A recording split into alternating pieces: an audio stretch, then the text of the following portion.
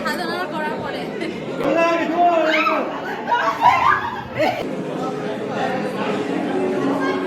ওকের মধ্যে আর আটে না।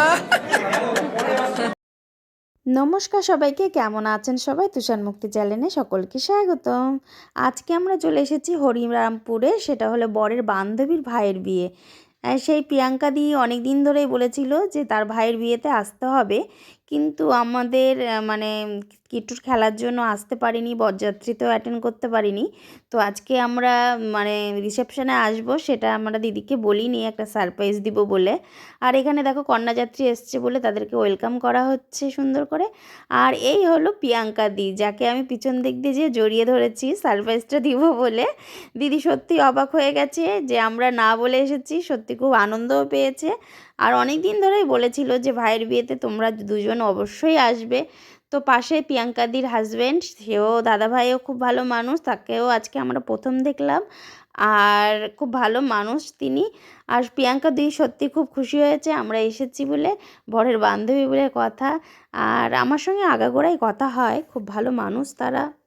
চলে এসেছি নতুন বউয়ের কাছে, দেখো গিফটটাও দিয়ে দিলাম আমি। আর খুব সুন্দর করে আমরা ছবিগুলো তুলে নিচ্ছি, যেহেতু আজকে রিসেপশানে এসছি বলে কথা। তো এখান থেকে আমরা একটু আড্ডা টাড্ডা প্রিয়াঙ্কাদির সঙ্গে মারবো, তারপরে চলে যাব খাওয়ার টেবিলে। তো যার জন্য আজকে আমরা যেতে পারলাম সেই মানুষটাকে আগে দেখাই। এই হলো ডলিদি, যেই মানুষটার জন্য আজকে আমরা মানে কন্যাযাত্রীর গাড়িতে করে আমরা সারপ্রাইজ দিতে পারলাম দিদিভাইকে। এই ডলিদি না থাকলে আমরা যেতেই পারতাম না।